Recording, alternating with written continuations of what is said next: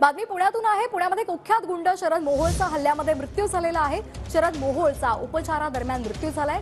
कोथरूडच्या सुतारदरा परिसरामध्ये शरद मोहोळवर गोळीबार करण्यात आला होता। त्याला 3 गोळ्या लागल्या होत्या आणि आता एक महत्त्वाची अपडेट समोर येते। गोळीबाराच्या उपचारादरम्यान गोळीबार झाल्यानंतर उपचारादरम्यान त्याचा मृत्यू झालाय।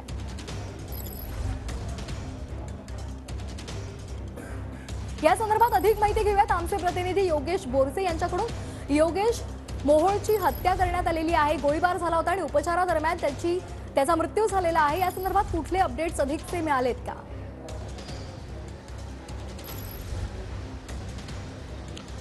दुपारी 1च्या सुमारास पुण्यातल्या कोथरूड परिसरातील सुतारदरा या भागामध्ये शरद मोहोळवरती गोळीबार करण्यात आलेला आहे। ज्यावेळी शरद मोहोळ हा घराबाहेर त्याच्या साथीदारासह बाहेर पडत असताना पाठीमागून 2 जण बाईकवरती आलेत आणि त्यांनी शरद मोहोळवरती फायरिंग केलेली आहे। साधारणतः 4 राऊंड हे शरद मोहोळवरती फायर करण्यात आलेले आहेत, ज्यामध्ये गंभीर जखमी झाला होता शरद मोहोळ आणि त्यानंतर तात्काळ कोथरूड परिसरातल्या खासगी रुग्णालयात शरद मोहोळला दाखल करण्यात आलं होतं। त्यानंतर उपचारादरम्यान शरद मोहोळचा मृत्यू झालेला आहे आणि आता काही वेळापूर्वीच पुण्यातल्या या ससून रुग्णालयात शरद मोहोळची डेड बॉडी आणली गेलेली आहे आणि आता थोड्याच वेळात शवविच्छेदन हे या ससून रुग्णालयात केले जाणार आहे। मात्र आपण पाहू शकतो शरद मोहोळचे जे साथीदार आहेत ते मोठ्या संख्येने या ससून रुग्णालयामध्ये दाखल झालेले आहेत आणि कुठलाही अनुचित प्रकार घडू नये या पार्श्वभूमीवर पुणे पोलिसांनी सुद्धा ससून रुग्णालयाच्या आतमध्ये आणि परिसरामध्ये मोठा पोलीस बंदोबस्त हा तैनात केलेला आहे आणि ज्या भागामध्ये गोळीबार झाला होता त्या सुतारदरा भागात सुद्धा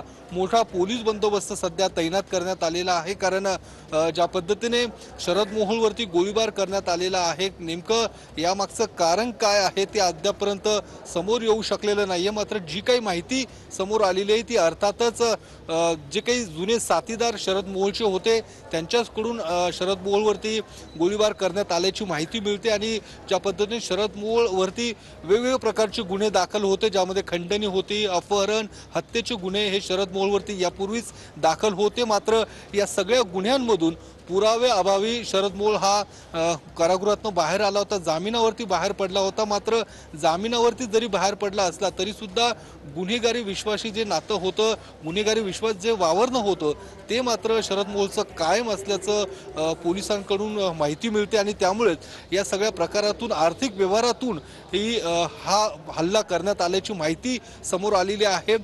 शरद मोहोळची जर पार्श्वभूमी बघितली तर शरद मोहोळ हा मुळशी तालुक्यातनं येतो आणि त्यानंतर त्यांची जी गुन्हेगारी पार्श्वभूमी आहे त्यानंतर वेगवेगळ्या गुन्ह्यांमध्ये त्याचा सहभाग असल्याचं अगदी धन्यवाद योगेश, आपण दिलेल्या या सविस्तर माहितीसाठी।